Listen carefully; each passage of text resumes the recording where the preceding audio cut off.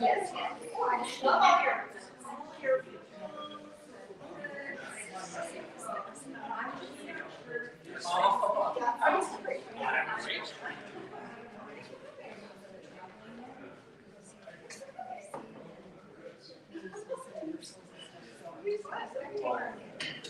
Please help us up to a warm drink.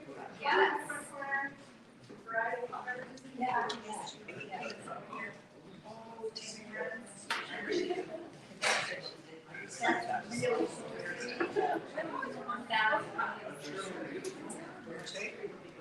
We have one.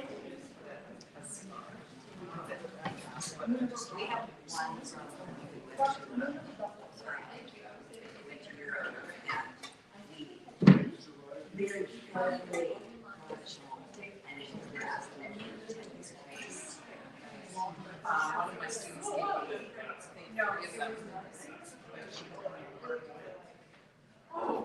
yeah. So my son was sitting at the counter one day, just doing whatever he was doing, and all of a sudden, pow! It just exploded. It was just wow. And it splattered. Yeah.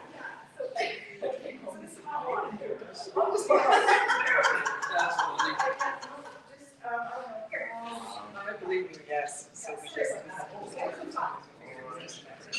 so note to self, make sure you can. That's remember we used to do.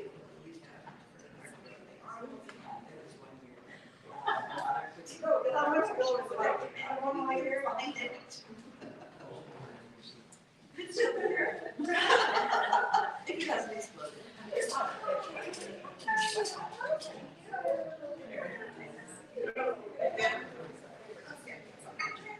Yeah, make yourself comfy.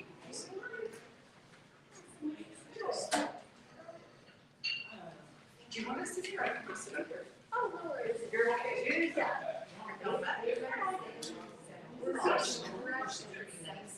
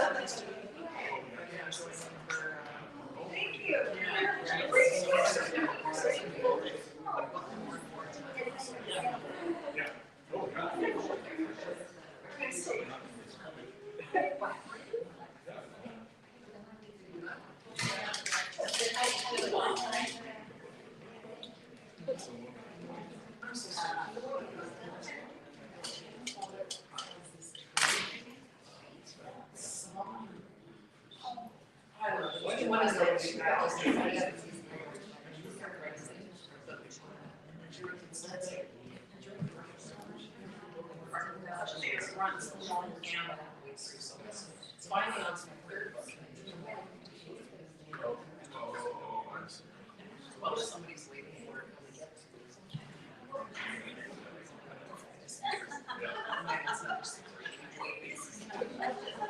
But that's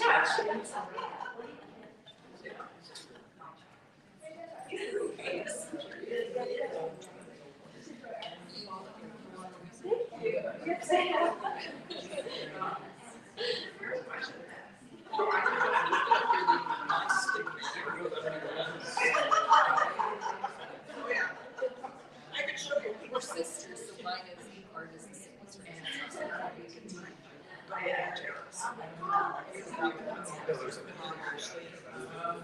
and she's from Febraury as well. Her math teacher. And then I actually work here, so I take her for the arts. So that's a long way.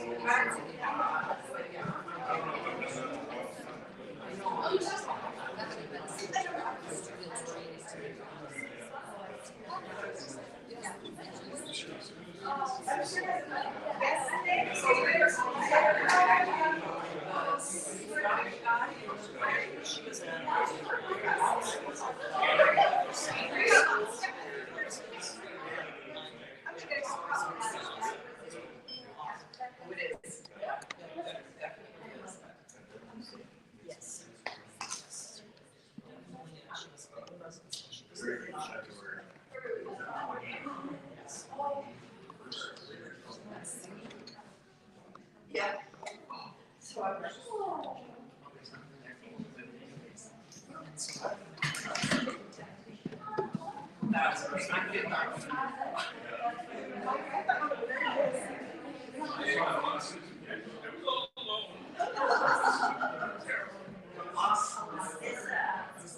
This is just the same. So do you have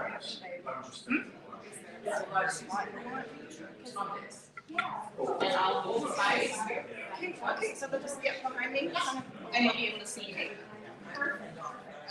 What you really can't sit there, Mike. Right, sit there with the spirit of my grandmother. This is true. Perfect. Yeah, there. I can close there here. I'll step out of the spirit. And that's you. So behind there. Oh, that's it. My skirt is very slippery.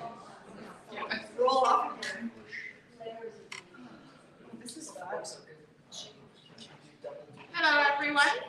Thank you for coming. My name is Lucy Vetterhender. I'm the artistic director here at the Art Gallery in Southwestern Manitoba. Thank you, Tara, for hosting coffee, even if the coffee was technical difficulties with the coffee. We did it. It's here now.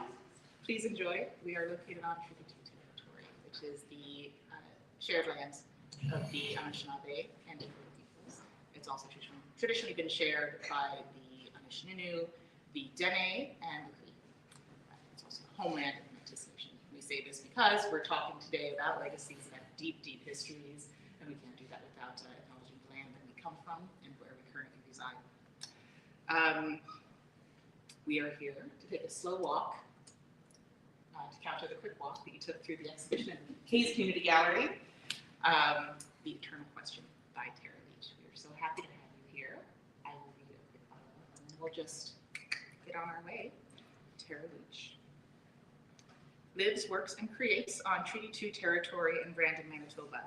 She was born in Swan River, grew up in Dauphin, studied at Brandon University, McMaster University, and the University of Manitoba. Since 2001, she has made her home and career in our little city on the prairie. For much of her life, Tara has put brush to canvas and eye to camera as a way to make sense of her world and experiences.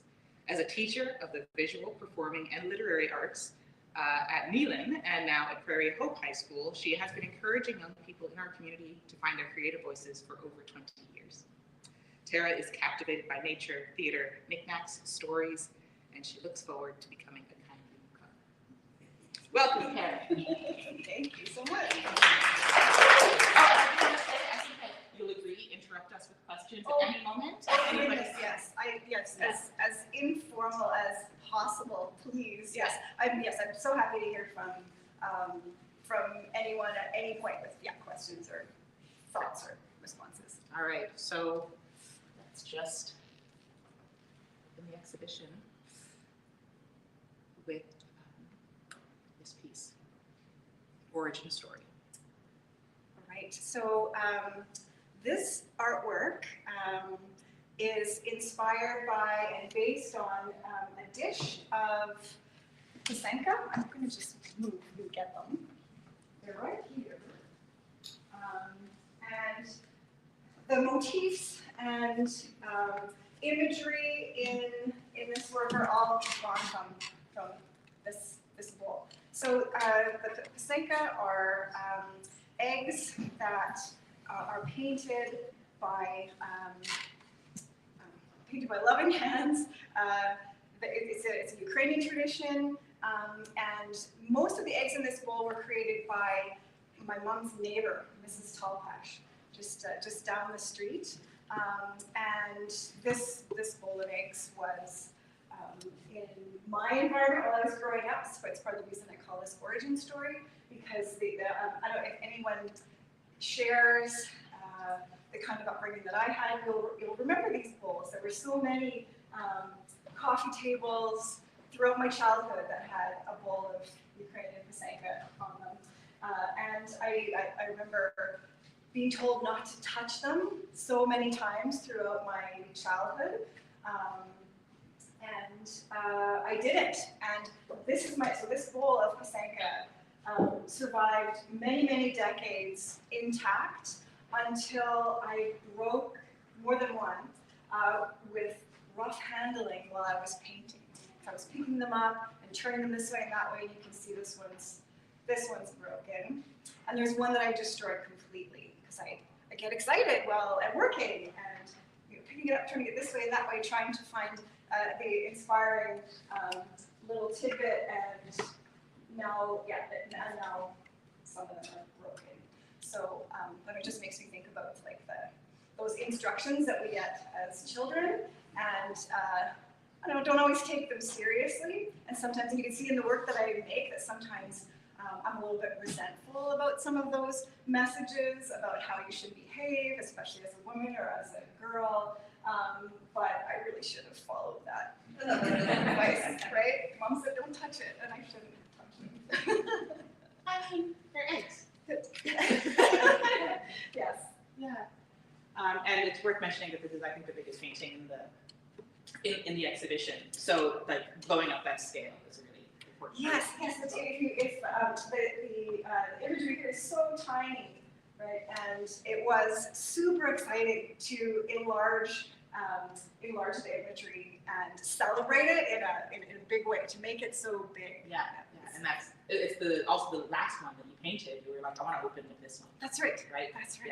Yeah. So, celebration of this heritage. Indeed. Yeah. And then cozy. Cozy. So, would you guys like me to turn off the lights? Would you fall asleep? That's fine.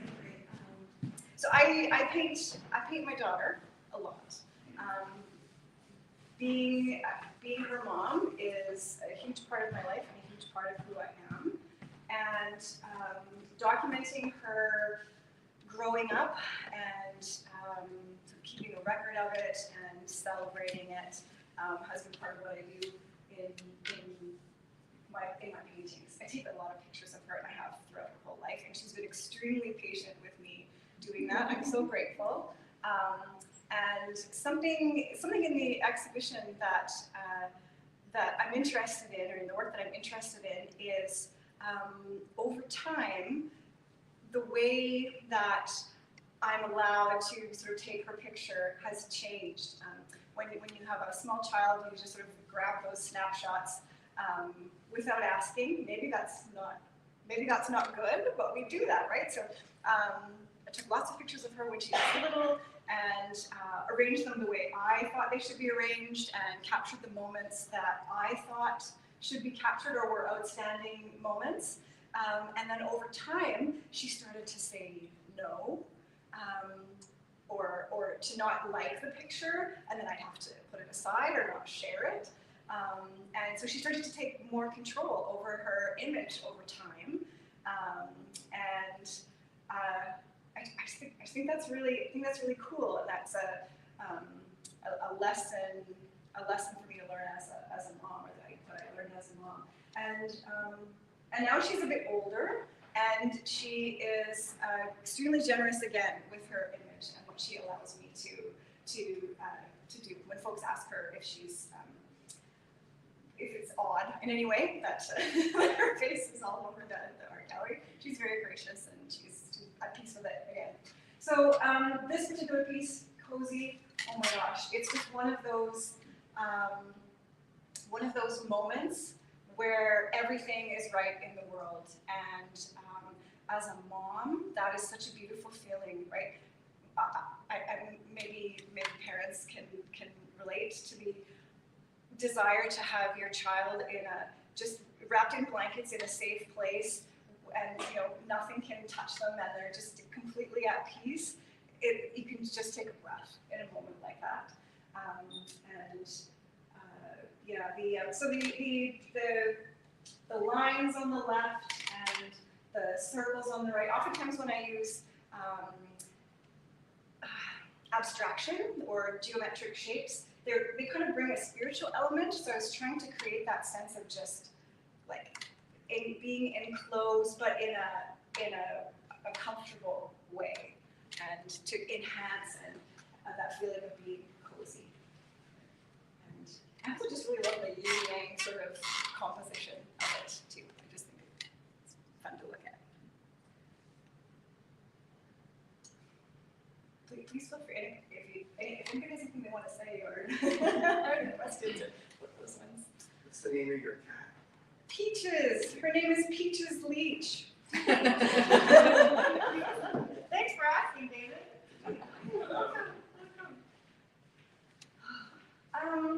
So this piece is called "What's the Opposite of Dissonance?" And it's also a very recent work.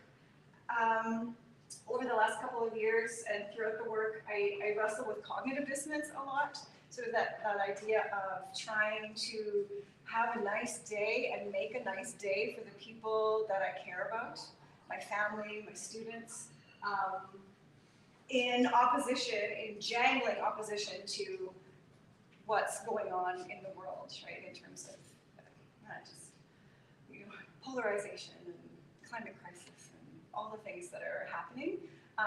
So, cheeky question, what's the opposite of dissonance, right? And I'm trying to, in this piece, I'm just trying to show that I have some hope that that Gen Z is gonna figure it out, and they already are. Like they're just, it's all about like taking this very complex, challenging world that we're leaving to that my generation and generations before me are leaving to the upcoming generations, and that they're making not just sense out of it, but beauty out of it. It all comes at a cost, and I totally recognize the anxiety, the mental health struggles, the pain of it all. But I have so much respect for the young and the way that they're making forward, and that in spite of the mess that we're leaving for them, that our children love us anyway.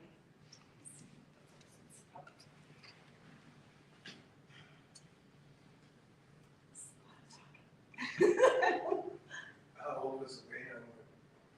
Oh yeah, thank you. Yes, I went back in time, so it's a really recent painting, and I went back in time for that one. So she would have been around 4 years old in that picture. Just fresh bangs. She just had her bangs cut at that point. Bangs are so cute. Great. Yeah. Is that image the exact opposite of dissonance, and just what speaks to you when you look at pictures of Elena? It's also yes. There's a sense of calm. There's a sense of it's not like overly happy. But she's self-possessed. She's doing it. She's working on it. It's kind of how I see it or I feel it. Thanks, David. There's a lot of time travel in this one. Yeah. So, okay, so this one, there are two pieces in the show. This one's my own self, and there's another one called Her Own Self, which is a picture of Elena. Something that I wrestle with, or I just find really, really interesting, it's a good lifelong journey, is that tension between performing for the camera or for the public, for the world, for society as a woman and as a person, and also moments of self-possession when you're not performing, and how hard those are to come by, and when they happen, I just really treasure them. So this is an example of a moment where I felt self-possessed. It's a long time ago. It was in the mid-90s, mid to late 90s. I'm rocking some like Le Chateau fashions. And I wore that scarf, like, oh man, maybe for 10 years. I just love that scarf so much. And I just felt really, really good. And it's based on a snapshot where we were still taking 35mm pictures. And so in that moment, I didn't close my eyes on purpose. I just blinked. But you only get one shot at it when you're taking pictures that way. So that's the picture I had of that moment. And I really liked it because it is sort of that self-possession. I felt like I belonged to myself. I felt like I was just in charge of myself in that moment. It was early in my relationship with my husband, actually, too, so those was kind of like thrilling times. And I was in Southern Ontario. And I also, something that I've done in my work is use that blurriness to indicate sometimes a memory, to like really obviously sort of indicate that there's a sort of a curtain of time. But this one, I used it to also just be another little bit of separation between the image of me and the viewer, and then also the circles, which are the same colors as the outfit. It's also another curtain. They're just sort of floating in front as well. And then just also along the top, there's that band of light, and then there's like one white circle up above, and I just kept trying to like indicate that sense of feeling really centered and really just to myself. We borrowed that purple for the branding of this event, actually. Oh, okay. That one is the nostalgic lens purple. It is. And I will say for the next 4, I took liberties, contrary to how it's displayed in order in the hallway, because in the hallway we have to worry about how things look next to each other, and here we don't, because they're only one at a time. So I put in this one. I thought that it was going to be very heavy-handed because they're so recognizable between these 2 photos, so that element of time travel is really apparent. So, yeah. Well, thank you. That's a really cool connection. So this even has the date on it. It was 1995. So yeah, this is me and my bestie, Carol. Carol, Tara, best friends, circa 1995. That's what that stands for. Excuse me. Pardon me. And I hadn't seen this photo for many years. And then recently I went to visit my dear friend Karen in Winnipeg, and she was there were kind of 3 musketeers around this time, and she was the 3rd one. And so this was on her refrigerator. So I took a snapshot of it and then painted it. Right. And that was the dress. I'm afraid this is like a love lost in what I wore. It's like, but the under, it's in 2 pieces, and the underdress was this. It was like ruche, but this way, like up and down, and then over top. So was that. It was like 2 bags. Like one was a white bag, and then one was a bag with no sleeves. And I probably got that at the too as well. Yes. Oh, okay. Yeah, so in 1985, going back to 10 years, man, can a person ever grow up in 10 years and like come to inhabit their skin in 10 years? Because as good as I felt in those 2 previous images, I feel the opposite about myself in this picture. 1985 was rough times. I made the hair better in this painting. Like it was worse, but I couldn't bear to actually paint it the way it looks in the photo. But I don't know.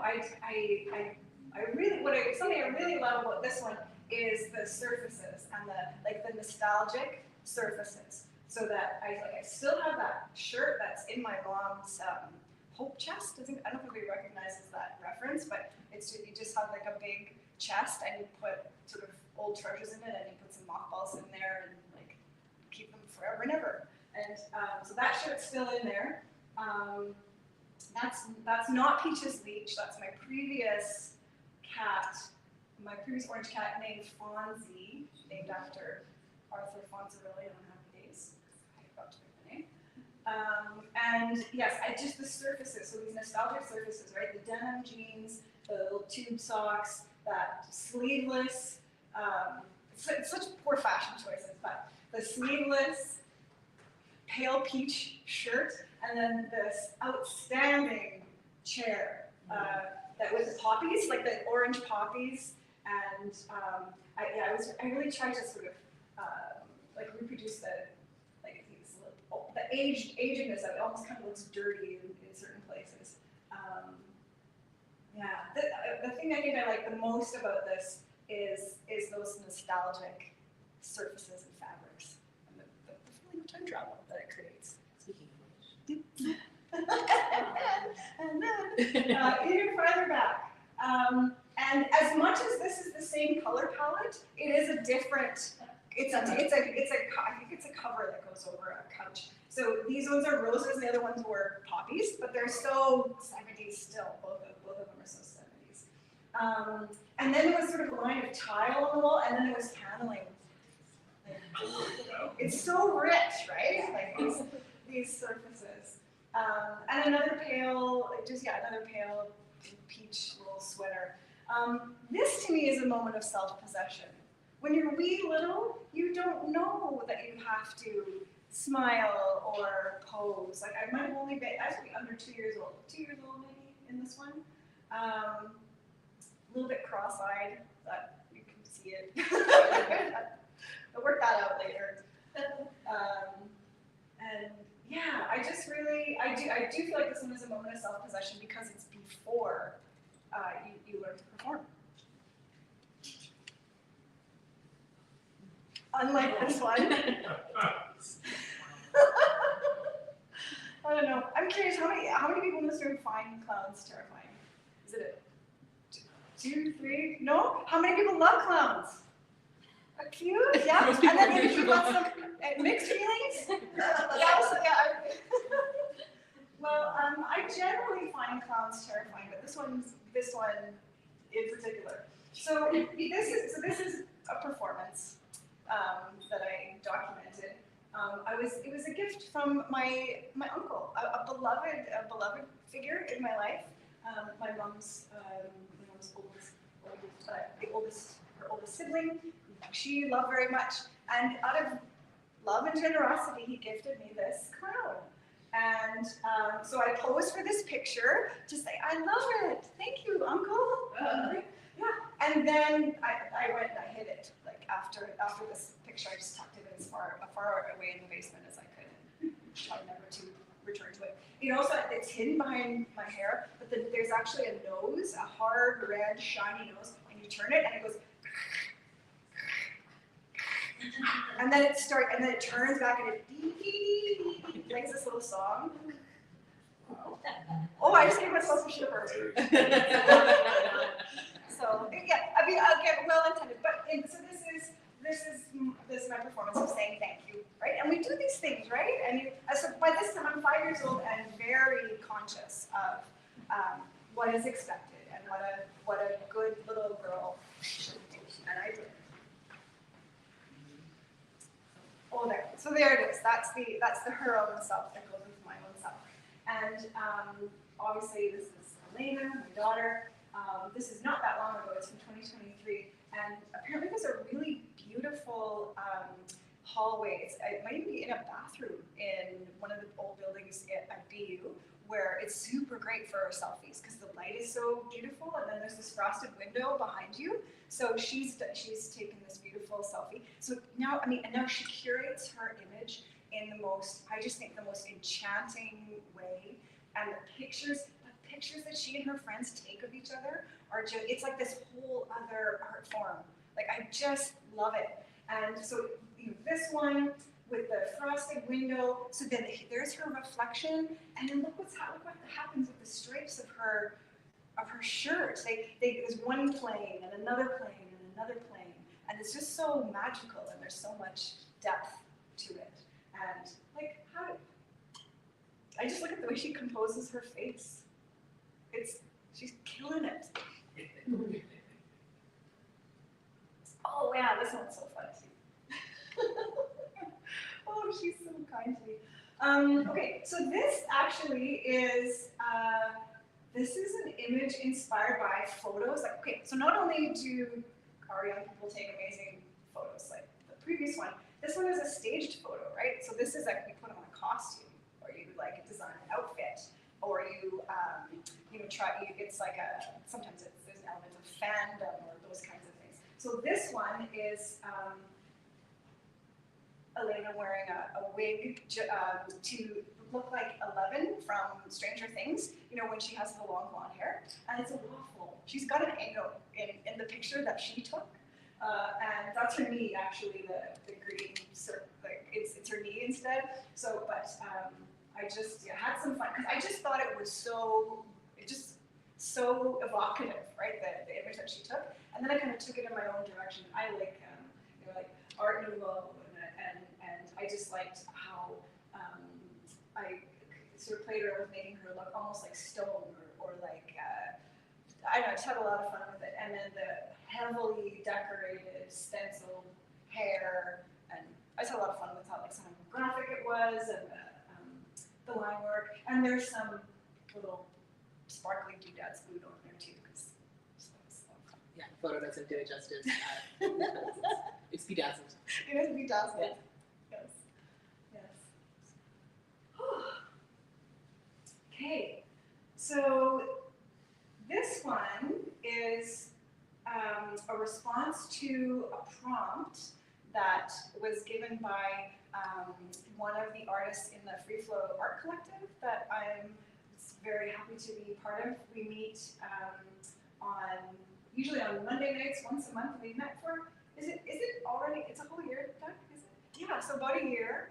And it's just it's a very inspiring group of folks who just come month after month to share what they're working on, and we just talk back and forth and respond to each other's artwork. And sometimes we give each other little assignments or prompts. So it was Amy Bueller that gave us pages of an old copy of the Brandon Sun. Like, I can't even remember how old it was. Very old. 50s maybe? So we each had a page, and she just said, find something on the page to inspire artwork. So this phrase was actually in a little article in the page that I got. So for 50 years, she met the public gaze. And I don't even remember now what the little article was about, but I just found that phrase really evocative, and it made me think about myself. I'm actually 52. I'm not just 50. But you know, I didn't care about the public gaze for the first 2 years. So I tried to take, it's a selfie, right? But I tried to be as self-possessed as I possibly could. I tried not to smile, and I didn't do anything other than I didn't get ready. I just took the picture, but when I painted it, I didn't paint the little veins in my eyes. I left them. I let my family. So, so I tried to be very like direct, self-possessed in this one. And there's some elements of collage in this one too. So this woman, she's from a collage. She's not. So I tried to kind of use some realism and be as sort of three-dimensional as I could be with my own image. And I tried to make her flat, like she's on this flat paper, and she's also like, if you notice the weird, there's like some weird light and dark areas along her face. It's because I glued her down, and she wiggles like so. Yeah, but I really tried to make her look like she does in the collage, and that the hat is not her hat; it's like something else. And but I had a little bit of fun with like that nudge that she is giving me, and like I was trying. It was sort of a reference to, well, don't touch the pasanka, like the instructions that we get from our mothers and our grandmothers and those who went before us. And obviously she's from an earlier decade, and so she kind of represents those those directives or those messages from previous generations. Do you feel like you are self-possessed in this one? That's a really good question. I'm not sure that I managed to achieve that because you're so self-conscious of like, okay, now I'm going to take a selfie. I know I'm going to be self-possessed. Right? How do you pull that off? How does it seem to you? Do you think it's like, nope, still a performance? I think a little bit. It's impossible to take a selfie and not take a selfie. Right? Right. Maybe it was an impossible task. I love that question, Katie. I feel like you're judging me. Oh. Disapproving, but Fair. It is a bit of a glare, isn't it? Mm. Well, yeah, I think when I first saw that bit, and I said, it's like, you're looking at something saying, try me. More challenge. Yeah. Hold my beer. Hold my coffee. Yeah, fair. You just look threatening when you're not smiling, I guess. Maybe that's it. Don't we all? Don't we all? Yeah. Yes, our resting face. Tara, Yes. who can join the Free Flow Art Collective? Anyone who's making some art. AGSM members who have made some art. Yes. Yeah. Mhm. Yeah. Thank you for that point. Yes. Wonderful. Can I just add something to when, especially with what you said, with the 50 years she had public days. What I kind of see in it is your collage woman saying, sit up, they're looking at you, and you're looking going, God, how much longer do I have to use the public gaze? It's not fun to have to do that. Totally. So that's what That I see. desire for crowndom is what that's what that refers to, right? Because my idea of what a crone is someone who fully just inhabits herself and does things for her community and out of her heart, but is authentic and just doesn't worry about the nudge anymore, right? So yeah, thank you.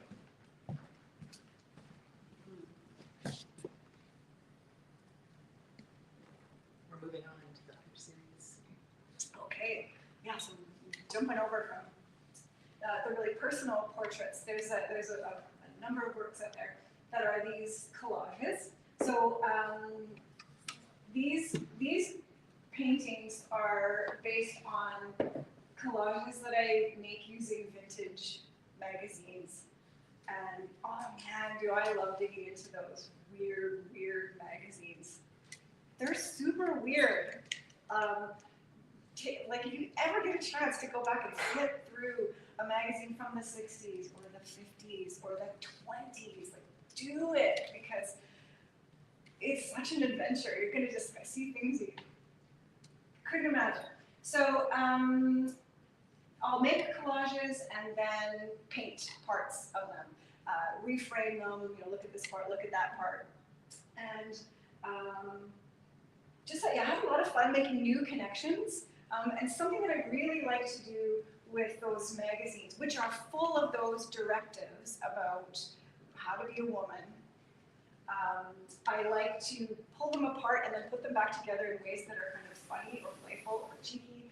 And I feel like it takes away their power, right? And then so you don't have to listen to the directions anymore. You can kind of just laugh with them, or sometimes not because they're very silly. But so I also love fonts. I love how fonts can make you time travel, and how when you see a certain type of lettering, it'll just zoom you right to a place in time.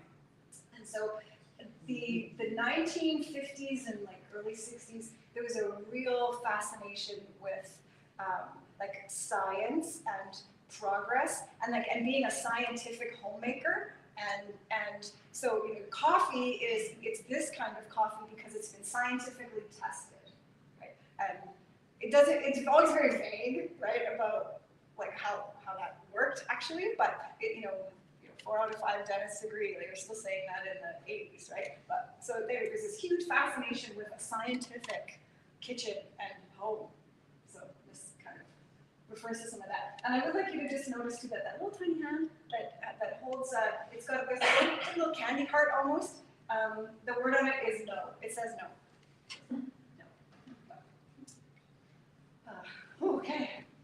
Yeah. This one says no too, but it's in her face. It's in her eyes. So this is from the 20s. So this is so the eternal question, right? So, where to start with this one? There's so many things I want to say. So the exhibition is called The Eternal Question, and this painting makes reference to that phrasing. I found the image, actually all of these images in a Maclean's magazine all the images on the right, from a Maclean's magazine from 1928. So these are all from the ads. And for a long time, I took a photo and then printed it out. I put it on my fridge of just that woman up there with her, I don't even know what that is, her pointy object. It's not a pen, but she's, maybe something that you cut pages with. Did people do that? You have to cut your magazine with it's like anyway, I don't know, I'm not sure. So then she's got a little pointer and she's thinking, what will it be today? And I imagine that the question she's answering is what will it be for dinner today? And while that can seem like a really mundane question, it really resonated with me so deeply because for 50 years I've at the public gaze, but for almost that long, I've had to make dinner every day of my life for me or a family. And it's fine, but it's the eternal question. You have to answer it every day for the rest of your life. And there's a lot of this work that goes into that, right? You have to make sure you have the resources available, right? To go to the grocery store, to purchase the items. You have to decide what you're making, what are the recipes you're gonna make, what are you gonna need, right? Then you bring it home, and then after maybe you have a day of work, and then now you need to take a breath, and then now you're going to make the meal. So then you do that, and then you serve the meal. And something that just strikes me too is how fast you eat a meal. Time your family sometime, or yourself next time you eat supper. You'll be shocked. Sometimes it's 5 minutes long. And all that went into making that meal. Anyway, so it's all this invisible work that it makes me think about. And I don't always resent it. In fact, I rarely resent it. I love it. I love having a family. I love cooking. I love having a job to do every day. I love showing my love that way. I love curating experiences for the people that I love and care about. But some days I don't. Right? But anyway, and it doesn't matter because it's the eternal question. I have to answer it every day anyway. Right? So that eternal question, so just what's for dinner, it's just, and then there's also the things that I've learned, right, over the years from my mom and my forebears, the women that have come before me, that have taught me all the things that I need to know to make all these meals and do all the things. And so there's also that sense of eternity as well, but it kind of goes back through time and you inherit all these things. And just that simple meal that you serve is from atop a mountain of learning and preparation and gifts from previous generations, and it's just a really complex big deal. So the eternal question. On the other side, the eternal question is also about what iteration of womanhood am I going to present today, or at various points in time today, and you're always answering that question about what will it be today, right? Will it be professional me? Will it be mom? Will it be, friend? What version will I be today? So there's all these. So the collage of images on the right, they're all from that 1928 magazine. I have a lot of fun with them. They are really playful. I do need to mention that marmola. I don't know if anybody familiar ever heard of marmola. Okay, I wasn't either, but I was looking through this magazine and I discovered it. It was there are lots of pills and things that were recommended to women to serve to their families or to get for their families. So this marmola is a pill, and it's like a weight loss or an anti-obesity pill. And the idea was that you didn't have to do any unpleasant exercise or anything like that. You just take this pill and the weight falls off, and your husband will be so proud of you. I actually have some parents, if you want to see them later, I have them with me. So this is 1928, and so Marmola is getting lots of attention in this magazine. I went and looked it up. The guy who was the one offering these pills, his name was Edward Hayes, and I found a little article in 1935 debunking his quackery, right? And explaining why these pills they didn't do what they said they did. I do also have to say that they were made from dried thyroid. I don't know whose thyroid. I don't know where they got it, and I don't know how much was in it. But dried thyroid was what the active ingredient was supposed to be. I don't know if it did anything. Anyway, so Marmola, and it just was a real rabbit hole that I went down. But it was one of the things in 1928 they told you to give your family. Decontextualized. Yeah. I know. Speaking of which. Yeah. I won't say tons about this one, except I had so much fun making it. And just again, it's that sense of I'm just going to rearrange things and play with them until nobody's bossing me around anymore, right? I'm just, and you can feel free to fill in the blank, chock full of whatever however you'd like to finish that, your answer is correct. And I just love I love that font. I just think it's so gorgeous. And it's something about these 1950s or early 60s images of women is the mania. Like, just how intensely happy they are. There's a couple of spots in the exhibition where there's these really manic, happy women. It's the Marmola. So it's like a Marmola. Yeah. And that is a hamburger patty on her head. Oh, you're going back.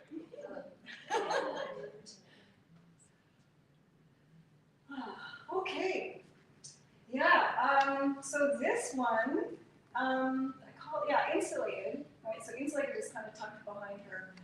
Again, this is another one of those collages. Packed full of really quite fun and playful symbolism. She's insulated because she has this imaginary thing that I've put on her head. It's almost like a helmet. And now she doesn't hear the trumpets. She doesn't have a headache. The vicious cycle doesn't touch her. She just has like this. I don't know what that is. This little protective pillow helmet that keeps her safe. She's wearing a badge, a pin that depicts Saint. I don't know if I'm going to say this correctly, but we discovered her when we went to Prague. Her name is Saint Wilfordus. That's how it looks anyway. I don't know if that's the correct pronunciation.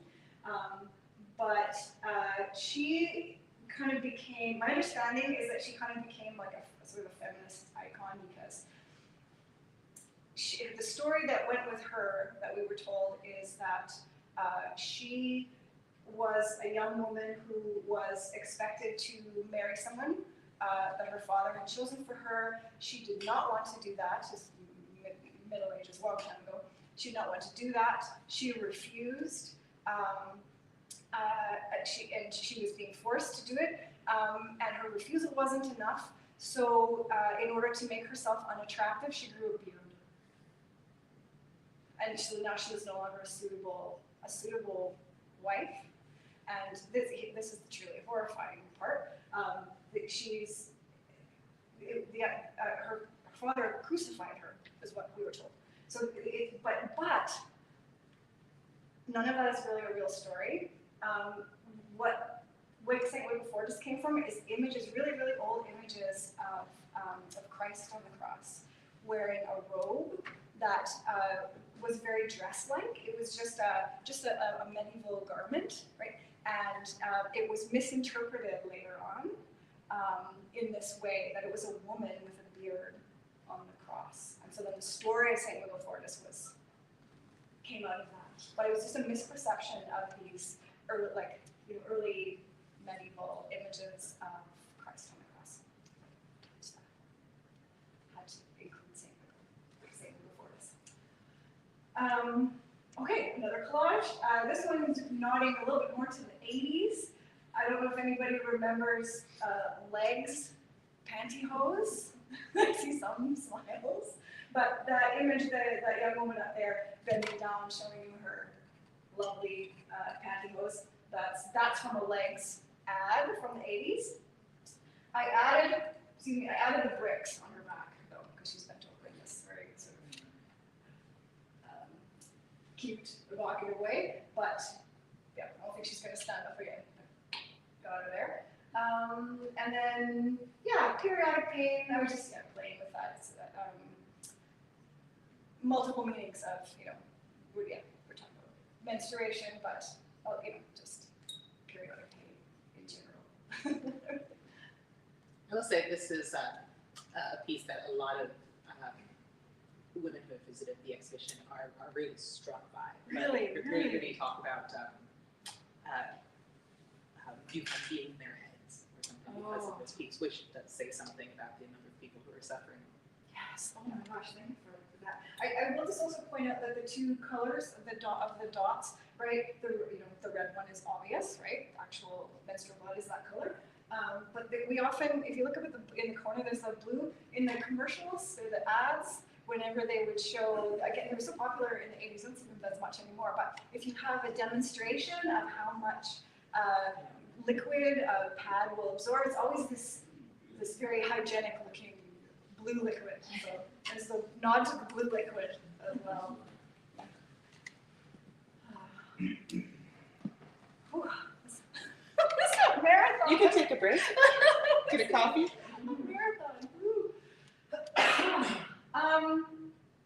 Yeah, those things it. So I couldn't tell the doctor is another collage. This image of the prairies is a photograph that I took. It's not too far to Brandon, actually. I couldn't tell exactly where, except it's on the right side of the highway if you're driving to Dauphin. It's not that far from Brandon. And yeah, I did it. It was 2023 is kind of when I finished it. I started it still kind of thinking a lot about the pandemic, and that it was kind of coming out of the pandemic. So there's Mr. Weatherby and Archie up there. It's that comic panel out of context, but just that it kind of just references how hard that time was, and how even friends and families and just folks were just saying things to each other that were so hurtful, and anyway, I was still really wrestling with that. So there's a look into the pandemic there, and here's also this very manic woman, right? That's one of the ones that I really had in mind when I referred to that. So that's not painted. Everything's painted except her, and she's a cutout. She's actually cut straight out of a magazine, so she's just glued in there. And that little snippet out of context, I pulled that off a page somewhere. Couldn't tell the doctor. Just I don't know. I wanted to me. It was evocative to me. Just thinking about women and women's health issues, and what it's okay to say, what it was okay to say, and what you couldn't say, and things that you would keep inside, and it can still be a struggle, but I think it was maybe be harder even then. Camille. So this is based on another image that Elena took.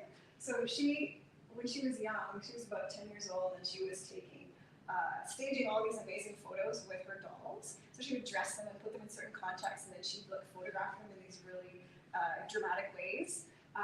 She was also doing like hair rebooting and like doll customization, like face customization on dolls at that time. So I was really enchanted by a lot of the things that she does, and I just loved the dramatic shadow, and just what a, like, I don't know, what a celebrity Camille looked like.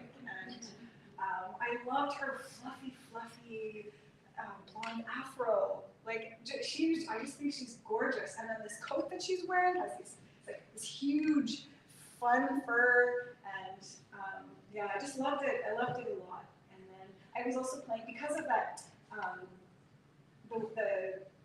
the way that the shadow is so strong, and it creates kind of here's one plane, and here's another one, and here's another one. I enhanced that further, even with some of those abstract images, the circles. And this is one of those, like, I'm just loving I just love the image. I think it's fun. And then, okay, another selfie that my daughter took.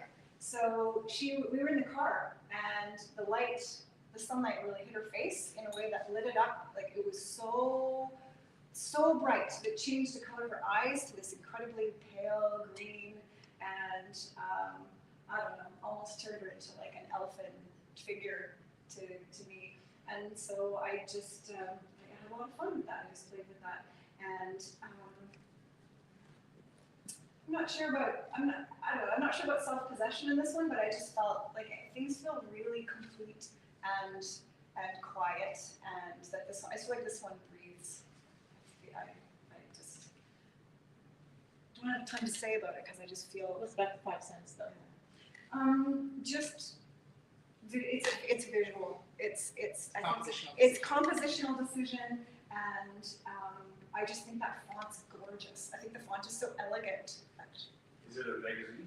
Yes, it's from a magazine. Yeah, it's from Family Circle. That's the Family Circle font. Yep. All right. Okay. Avoid this mistake. More instructions. So this is the Palmolive girl. She's from a Palmolive ad from 1928. She's in 2 spots in the exhibition. This half of her face and then the other half of her face. And yeah, little Monty Python-esque finger from the sky appears also in several places. I just find it funny and fun. But then also that voice from beyond, right? From sort of above, or like a kind of an omniscient voice, or a voice from the past maybe, or just that third person narrator voiceover telling you what to do.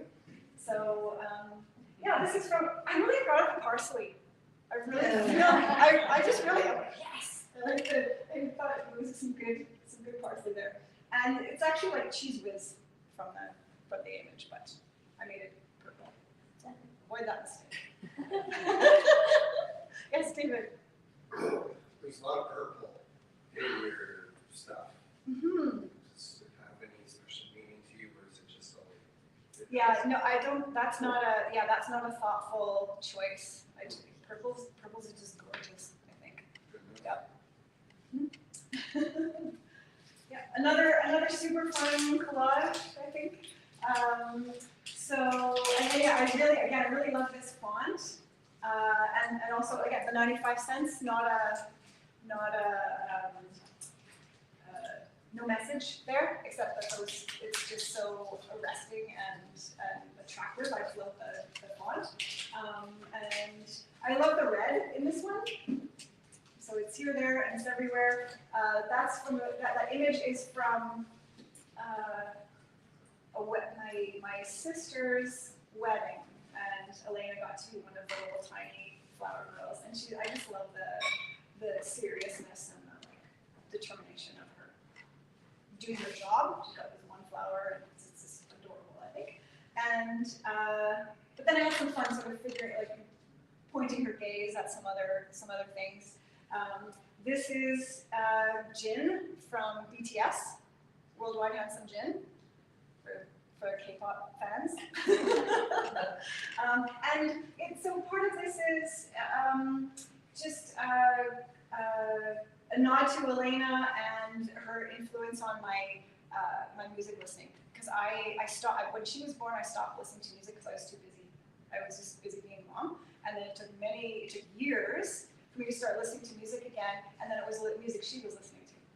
And that's how it came back into my life. And now I'm just like, They're like, yes, just tell me what the good stuff is, because she has impeccable taste. Yeah, so now, yeah. Okay, Hagen Home. Boy, this one's fun, I think. More collaging. This woman is, she's actually from a set of women I got, or a set of figures I got from Michael's, just in a little packet of vintage cutout figures for collaging. And so that's why she looks so flat, and she's like her proportions are a little bit odd, right? Because she's a cutout from, she's a paper cutout. But yes, I was just, being really playful, again, really enjoying the surface. I loved the pattern on the rug, the couch. I really had a lot of fun, like just with penciling in those stripes. I love that little pig, and I just think, I think you can be playful in sort of interpreting the relationship between them. I don't know how she feels about the pig on the couch, maybe. Yeah, I don't know. It's an outlier because it's watercolor on paper on a printed piece of material. That's right. That's right. Yes. Yeah, it is definitely a different way of making art. I just started drawing again with pencil. So yeah. Pencil. Okay. Oh, these ones. Oh, yeah. So these were from a find at Valley Village. Someone by the name of Cecil Nathanson created these artworks. They're all signed by Cecil Nathanson, the paintings.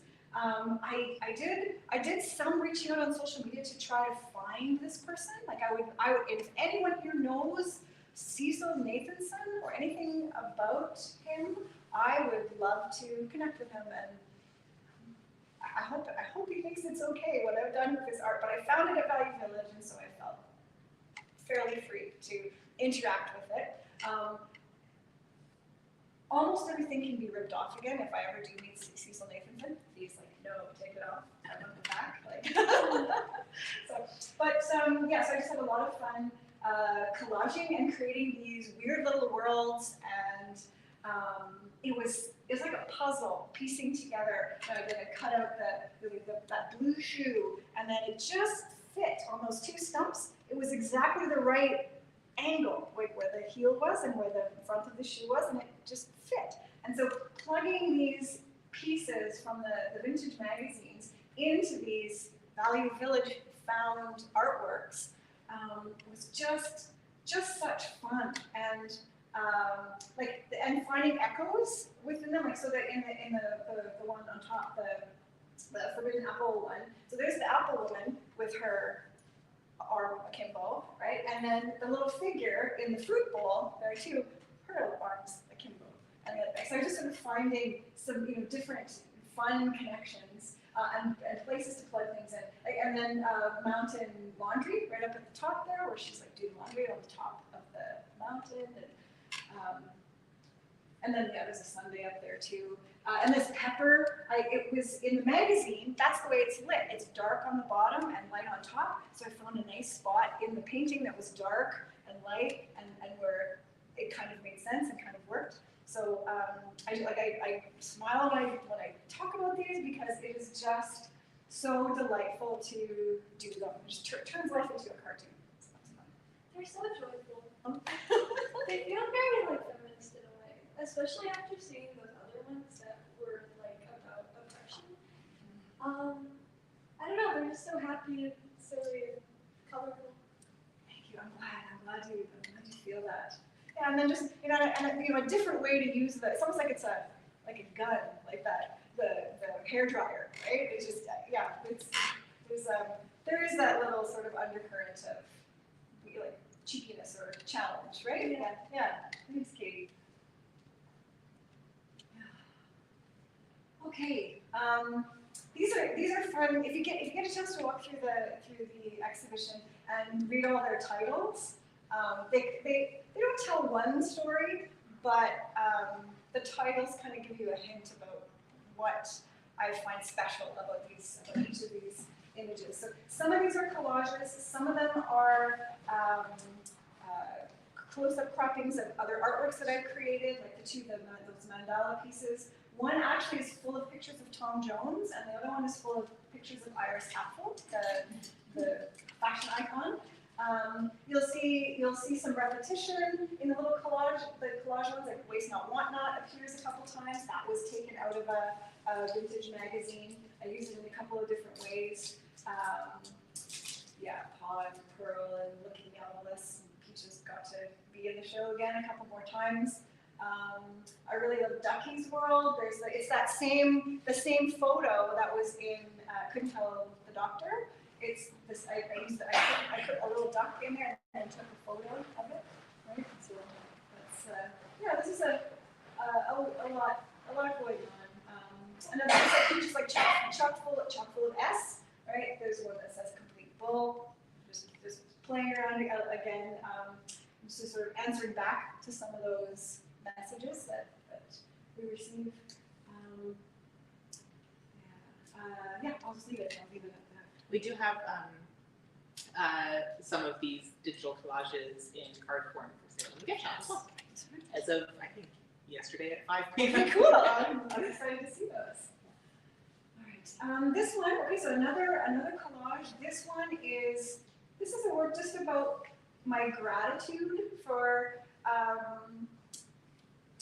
just the technical expertise, all the things that my mothers and grandmothers knew, some of the things I learned, some of the things I failed to learn from my mothers and grandmothers.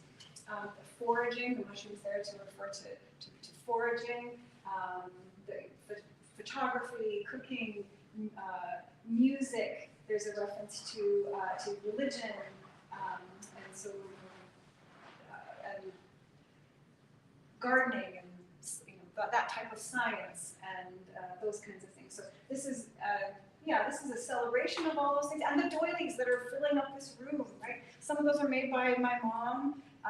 Some of them are vintage, like they're thrift store finds. But what an incredible amount of care and love was put into creating each of these doilies, and like now they sit in boxes, or now they're just not the fashion right now, right? Maybe doilies are coming back. Maybe we can bring doilies back. I hope so. They're such beautiful objects. They're such beautiful objects. And as soon as you put them over the top of a chair, you're like, I think you have to give up on it, right? There has to be a way. Yeah, and I did use the doilies in this one to do the stenciling of the background. I dabbed paint over the doilies as stencils.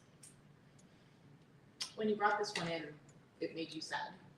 That's why it's a transition, because you're like, I don't have any of these. This is, yes, things I've failed to learn, right? Things I failed to learn. Yeah. Okay, so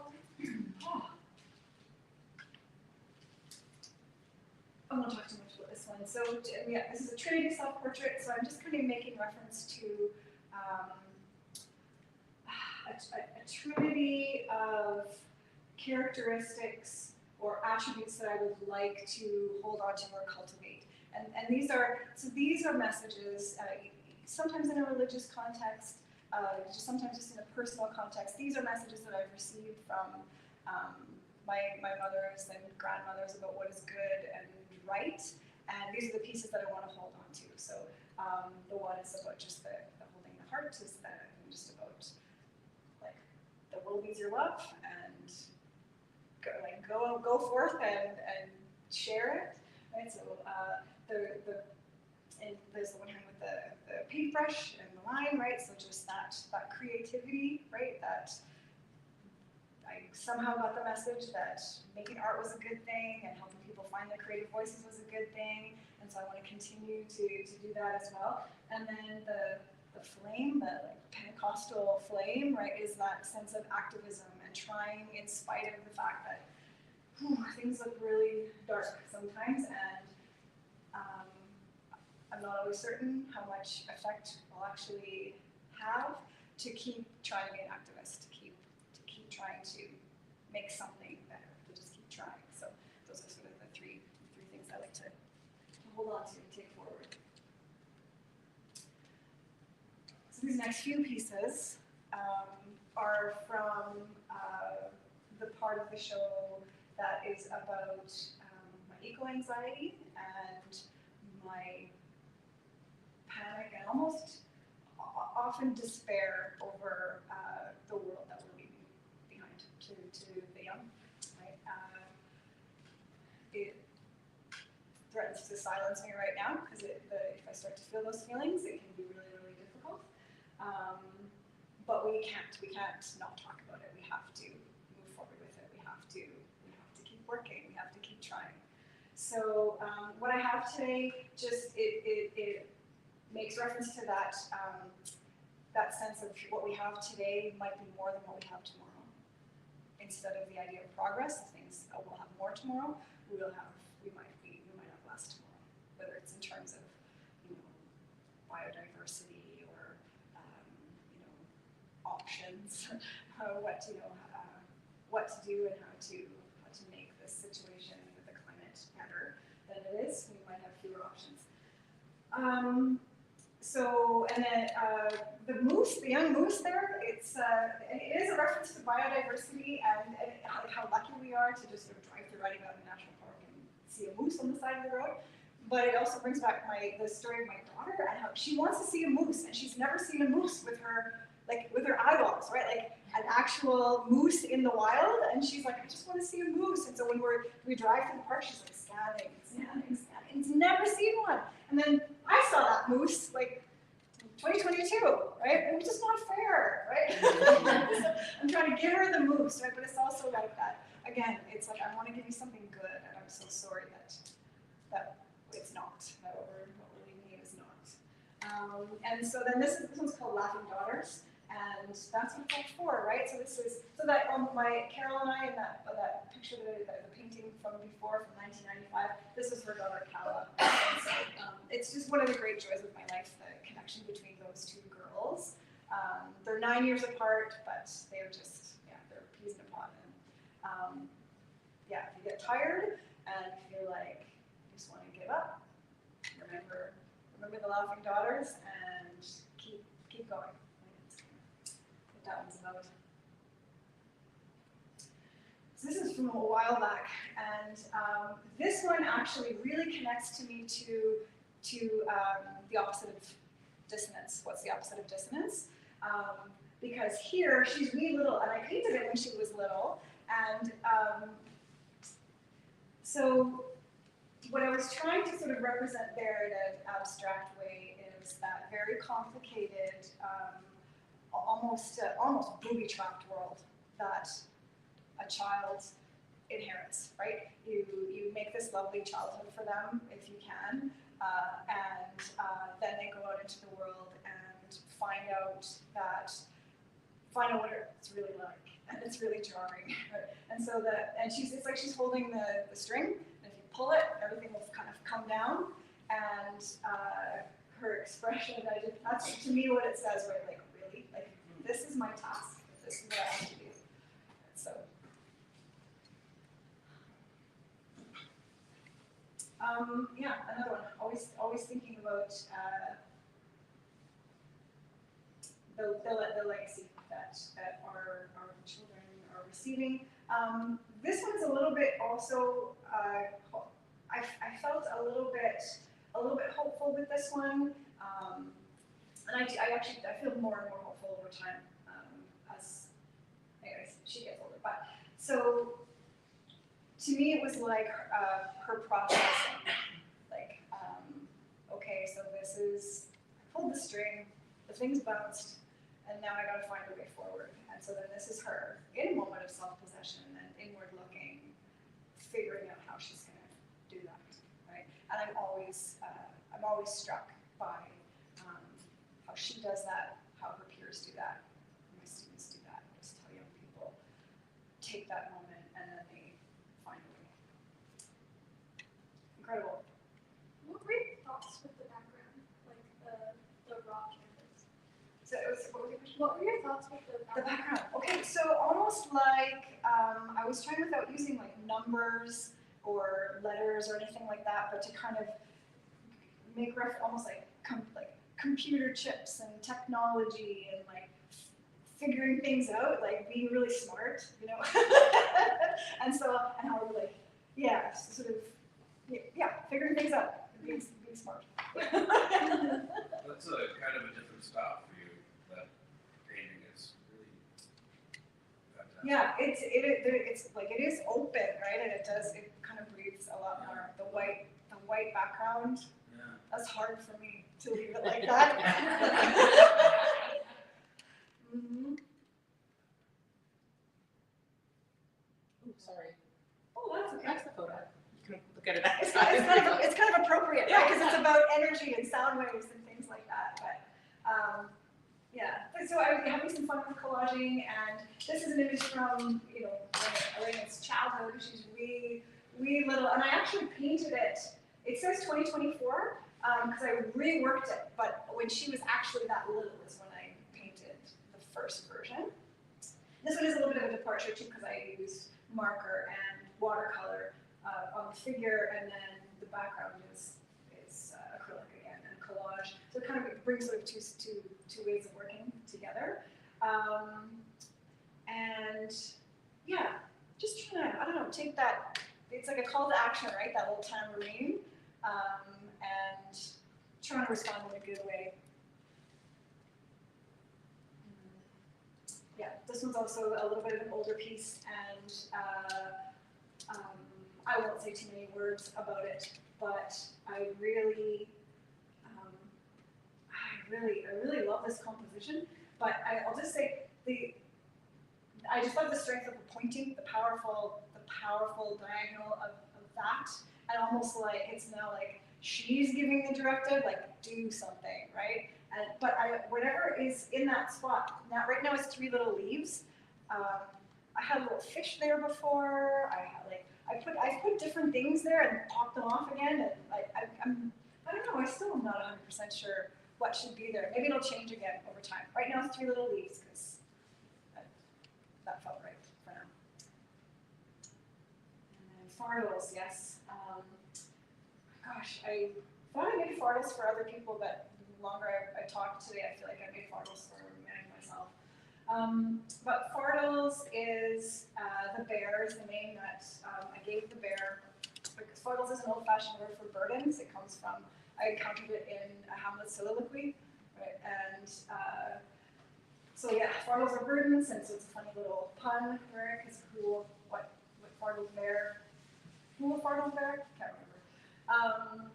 But yeah, so it's a little bit of a pun on that. And fartles is empty. He's a plastic bear. Used to be a piggy bank, but now he's hollow. And he was actually part of a collaboration that I did a number of years ago with Ryan Flannery, who created a work called Gold, which was about the idea that there is no way for us to we think we're throwing our trash away, but there is no way. And so it was about kind of reclaiming and painting all of these things that were apparently garbage gold, and then creating a structure or a sculpture out of them. And so Fartles spent 5 or so years as part of that structure in my backyard. And then, so that's why he's painted gold, right? And then I'm part of Sustainable Brandon. I've been attending their meetings. It's a wonderful, wonderful group. And so they're looking for a way to kind of draw folks over to their table if they were out in a public place, sharing their message of sustainability. And so Fartles is going to be theirs after Fartles is here for a while at the gallery. Sustainable Brandon will use Fartles to kind of draw folks over and kind of spark some curiosity. And Fartles' purpose is to hold your eco-grief. So that his tear is symbolic. He invites you to, you can do it silently. Also there's a pen and little papers, little recycled papers you can write on. You can put your message in his drawer. You don't have to, write your message down. The drawer is also open, and inside there's little items that you're welcome to trade with Fardals. You can take something, leave something, and I can see that folks have been doing that because these are items, like some of them are things that I put in and some things are new, and I'm so excited that people are interacting with Fardals in that way and writing Fardals messages. And he's hollow, so he's never going to fill up. He's always going to have room to hold your grief. And until, I don't want to say this in a prescriptive way or anything, but until you're ready to do something with it or to pick it back up again and maybe take some action, not in a judgmental way, but do something with it. I struggled with that wording, but and then there's also with Fardals, there's a little invitation to contact Sustainable Brandon if you're looking for a community of folks that share your eco grief and your eco love. That's it. I do want to say, as far as did I miss one? That's it.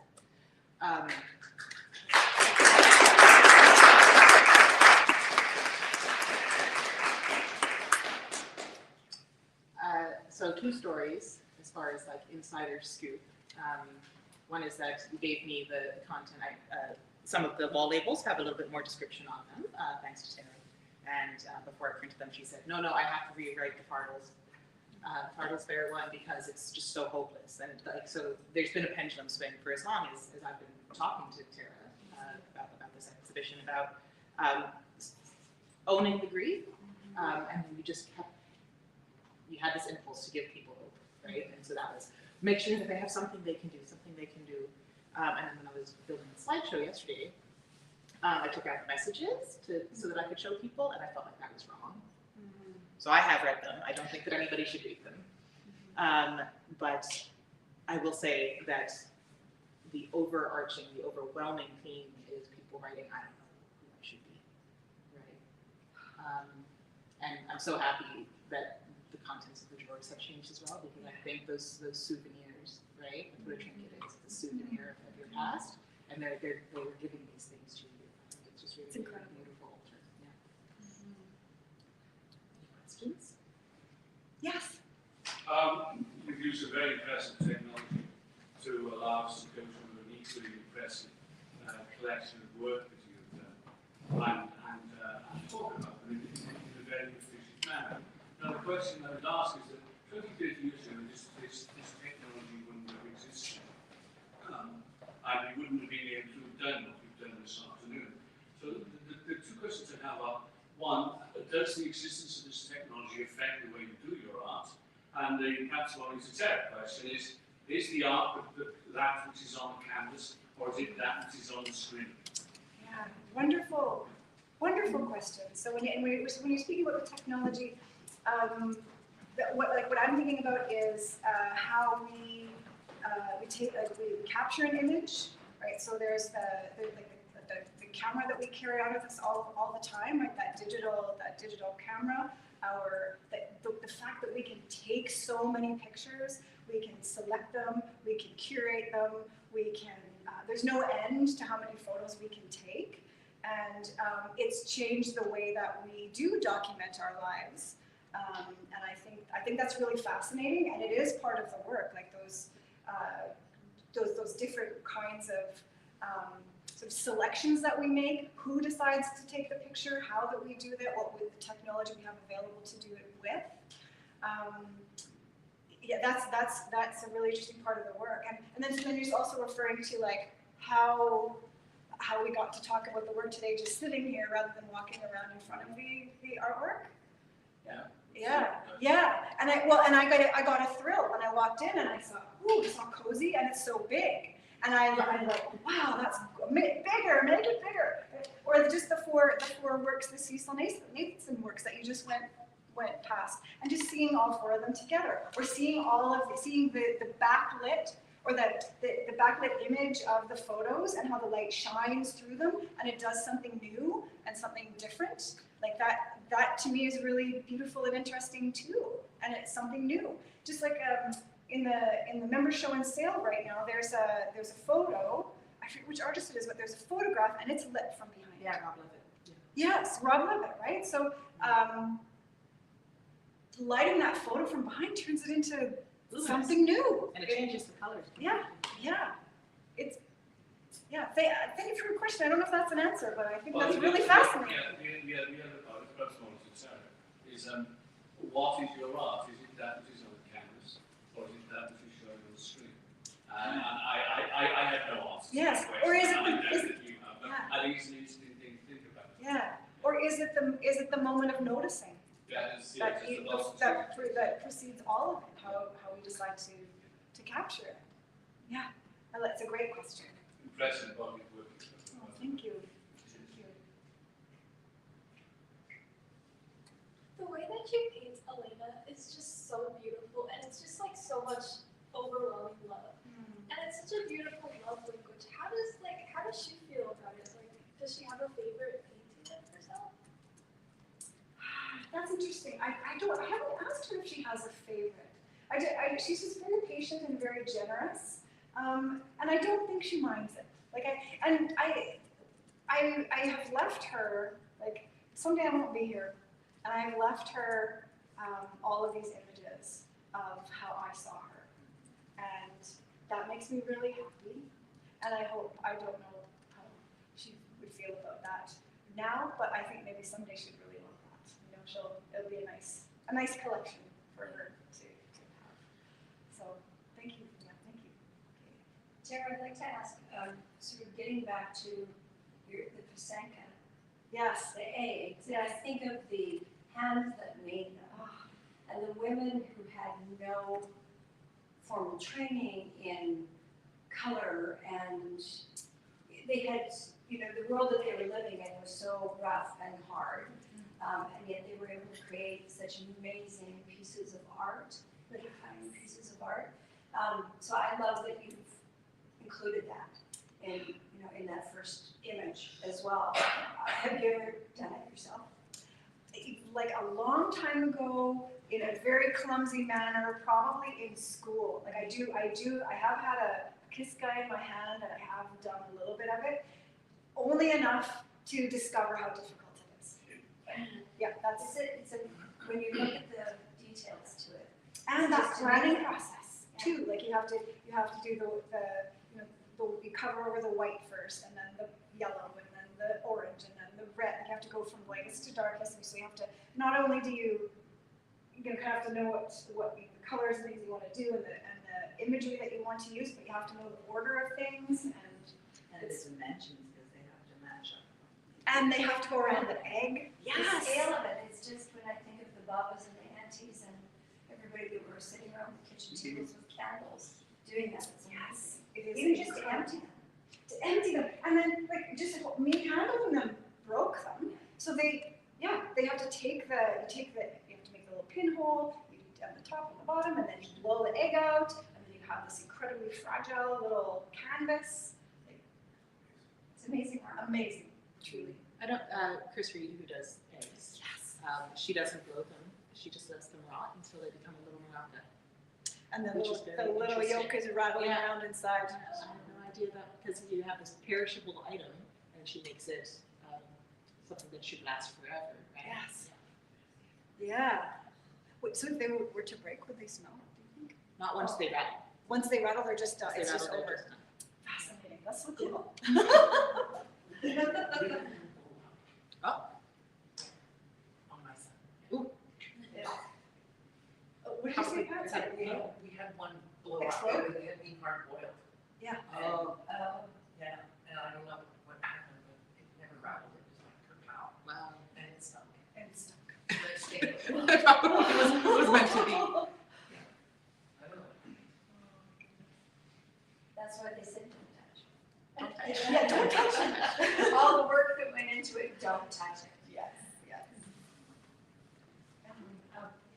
Bit kind of jumping to a different topic, but one of the main things that really stick with me is the one with the glued down woman beside her portrait.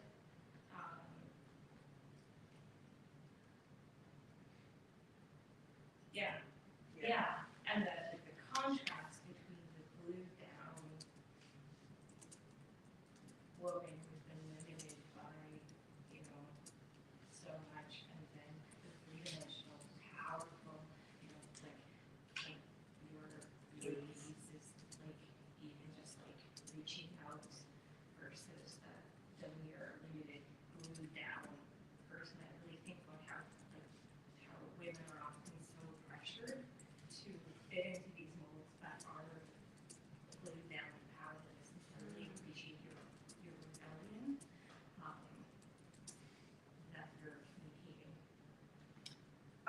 I love your phrase, the glued down woman. I'm gonna think on that now, because that, yeah, it's really evocative. Yeah, thank you, Andrea.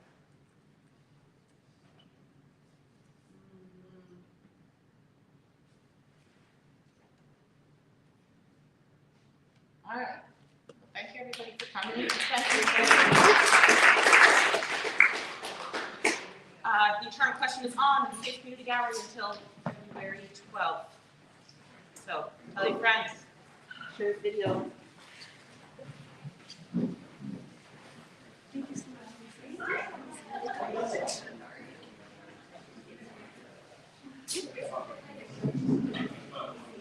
Mr. Comment. Are you a permanent comment? Comment, please.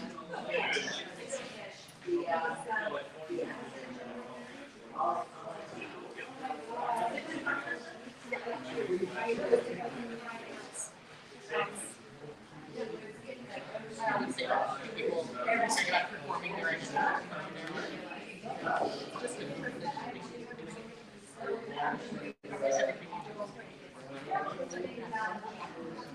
Right.